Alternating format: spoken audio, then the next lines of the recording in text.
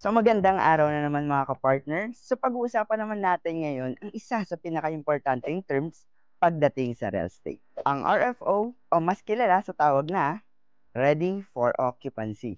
Ano nga ba ang ibig sabihin nito? At ano ang pagkakaiba niya sa pre-selling? Ano? Handa na ba kayo matuto? Tara na!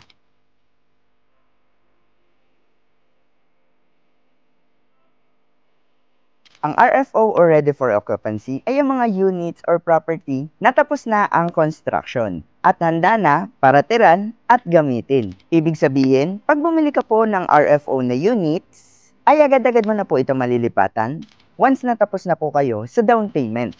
Ang pangunahing role ng RFO units ay magbigay ng convenient at immediate use sa ating mga buyers.